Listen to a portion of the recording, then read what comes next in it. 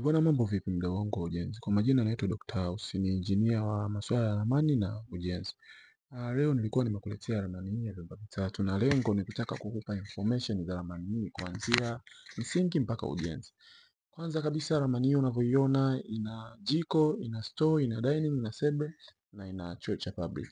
Kingine ramani hii kama inavyoonekana ina baraza ya mbele na cha zaidi.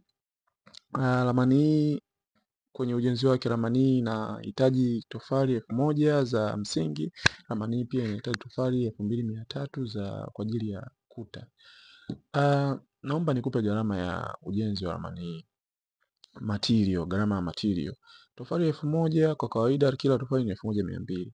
Hii inahitaji tofali 1000, kwa hiyo ukipiga hesabu 1000 mara 1200 ni 1,200,000. Tofali za kuta. Ramani hii inahitaji tofali za kuta 2800. 2800 ukipiga hesabu mara 1200 unapata 3,360,000. Ramani hii inahitaji bati zisizopungua 95. Bati 95, bati moja ni shilingi 24,000. Kwa hiyo ukipiga hesabu 24,000 mara 95 unapata 2,280,000. Kingine ramani hii inahitaji mchanga kenta 4 ambao kila kenta moja ni shilingi 50,000. Ukipiga hesabu 50,000 mara 4 ni 200,000. Ramani hii inahitaji uwe na kenta mbili za kokoto.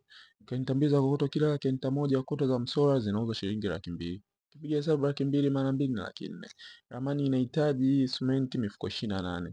28 kila mfuko kwa kawaida unauzwa 16,500. Ukipiga mahesabu 16,000 mara 16,500 mara 28 utapata 462,000. Nondo 38. Nondo 38 ukipiga hesabu kila nondo moja inauzwa shilingi 24,000. Ukipiga hesabu 24,000 mara 38 unapata 912,000. Ukichukua hii toto yote ambayo nimekuelezea utapata jumla ya 12,972,000.